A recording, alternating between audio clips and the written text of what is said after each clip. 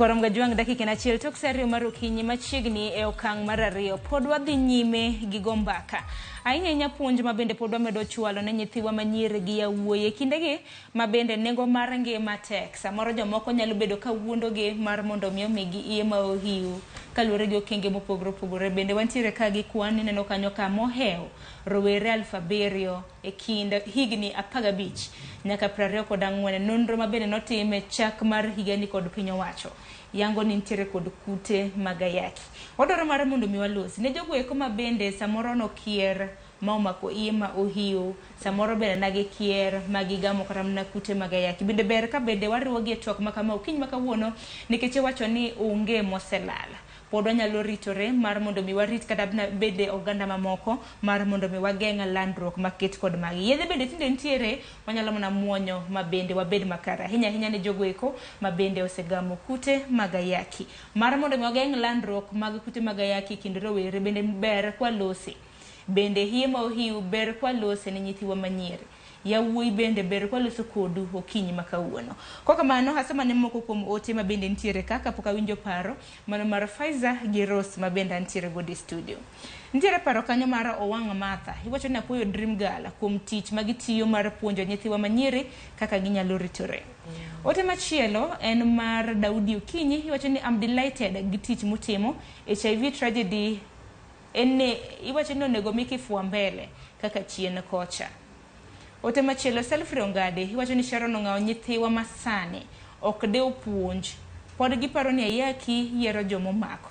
Keni en adier koso oyo nyithiwa manyiri bende gi mantiere godo e studio biro bedo kanyisowa.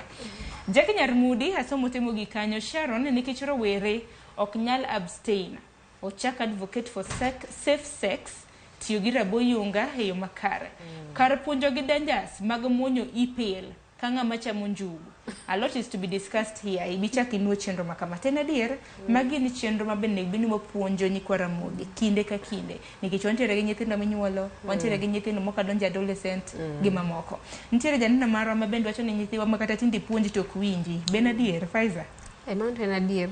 King'iyo nyithindo ipuonje kik idhi cham gicha. To ang' idhi yudo kwacho ni gimot kwera ni kacham ni wabile ane. Koro samoro watimo gania kisepuonjo nyathini no koko winji. Puonje tiyo gi kondom. Most of them okia tiyo gi kondom. To mano gima watimo ga sana sana e safe space ka wan gi jo 15 years to 24 years.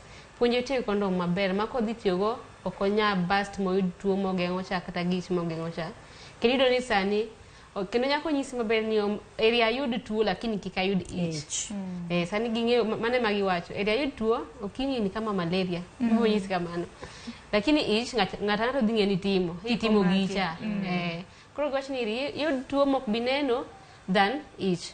Koro wanyiso gi agiti gi kondom kendo ntiere yath momiyo gi miluongo ni PrEP.